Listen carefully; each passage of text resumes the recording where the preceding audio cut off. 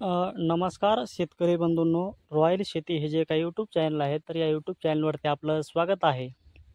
आणि असेच नवनवीन व्हिडिओ पाहण्यासाठी या रॉयल शेती या यूट्यूब चॅनलला सबस्क्राईब करा आणि जो काही बेल आयकॉनचा घंटा आहे तर तो घंटा वाजवा. असेच इथून पुढचे नवनवीन व्हिडिओ आपल्यापर्यंत पोहोचू येतील.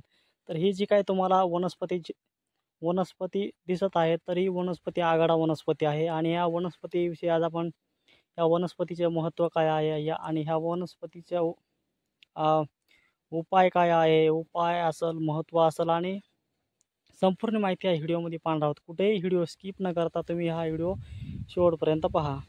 तर आघाडा ही जी काय वनस्पती आहे, तर हिचे जे पानं असतील किंवा जे फळं असतील, फुलं असतील आणि फुलं आणि हे जे काय फळं आहेत, फुलं आहेत, तर याचा औषध निर्मितीसाठी उपयोग केला जातो. तर ह्या आघाडा जो वनस्पती आहे, तर या आघाडा वनस्पतीचे फायदे काय आहेत? तर आघाडा वनस्पती ही जर आपल्याला जर भूक लागत नसेल तर ही वनस्पती भूक वाढवणारी आहे.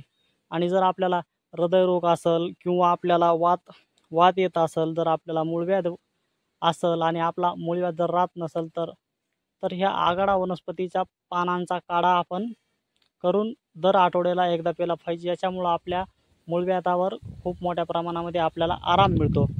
त्याच्यानंतर जर आपल्याला पोटदुखीची समस्या असेल किंवा अपचनची समस्या जर असेल, तर ह्याविषयी सुद्धा आपल्याला या आघाडा वनस्पतीपासून किंवा ही जी काही आघाडा वनस्पती आहे, तर हिच्या आपल्याला पानाचा रस प्यायल्यापासून आपल्याला पोटदुखी किंवा अपचनावर आराम मिळतो.